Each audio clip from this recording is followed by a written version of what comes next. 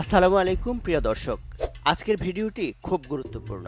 আপনি যদি জিবিলি নামের এআই অ্যাপ ব্যবহার করে থাকেন বা করতে যাচ্ছেন, তাহলে এই ভিডিওটি আপনার জন্য। কারণ আপনি হয়তো জানেন না আপনার ছবি দিয়ে কি ভয়ঙ্কর কিছু হতে পারে। তাই আজকে আমরা খোলাখুলি কথা বলবো, ফ্যাক্ট দেখাবো এবং আপনাকে দেখাবো কেন জিবিলির মতো অ্যাপ থেকে দূরে থাকা জরুরি।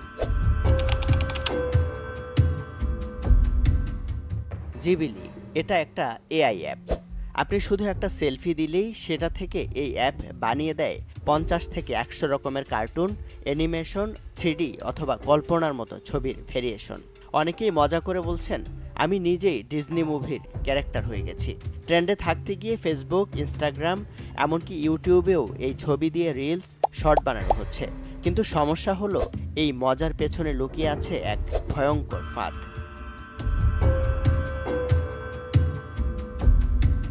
যখন আপনি আপনার মুখের ছবি এই অ্যাপে দেন, তখন আসলে আপনি শুধু একটা ছবি দিচ্ছেন না, বরং আপনি দিচ্ছেন আপনার ফেসিয়াল ডেটা, যেটাকে বলে বায়োমেট্রিক ডেটা। এই ডেটা দিয়ে এআই দিয়ে আপনার মুখ হুবহু নকল করা সম্ভব। আপনি যেটা বলেননি সেটাও আপনার মুখে বসিয়ে ডিপ ফেক ভিডিও বানানো সম্ভব।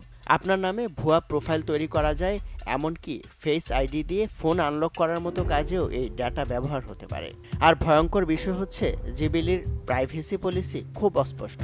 তারা বলে আমরা ডাটা ব্যবহার করি উন্নতির জন্য, কিন্তু তারা কোথায় সংরক্ষণ করছে, কার সাথে শেয়ার করছে, কখন ডিলিট করছে, এটা স্পষ্ট করে বলা নেই। আপনি যখন অ্যাপটিকে গ্যালারি, ক্যামেরা, লোকেশন, এমনকি মাইক্রোফোনের অ্যাক্সেস দেন, তখন সেটি আপনার ফোনের অনেক কিছুই পড়ে ফেলতে পারে। অনেক সময় এই অ্যাপগুলো চায়না, রাশিয়া বা থার্ড পার্টি দেশের সার্ভারে ডেটা পাঠিয়ে দেয় এবং সেসব ডেটা বিক্রি হয়ে যেতে পারে মার্কেটিং কোম্পানি, এমনকি সাইবার অপরাধীদের কাছে। এভাবেই আপনার পরিচয়, মুখ, এমনকি ব্যক্তিগত তথ্য চলে যেতে পারে অন্যের হাতে, আর আপনি টেরও পাবেন না আপনার ছবি কোথায় কিভাবে ব্যবহৃত হচ্ছে।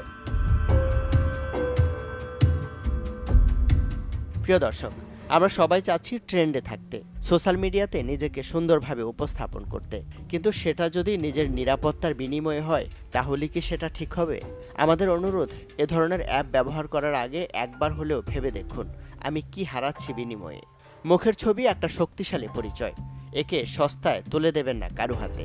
ভিডিওটি যদি আপনাকে সচেতন করে থাকে, তাহলে শেয়ার করুন আপনজনদের সাথে, কারণ সচেতনতা ছড়িয়ে পড়লে তবেই আমরা নিরাপদ থাকতে পারবো।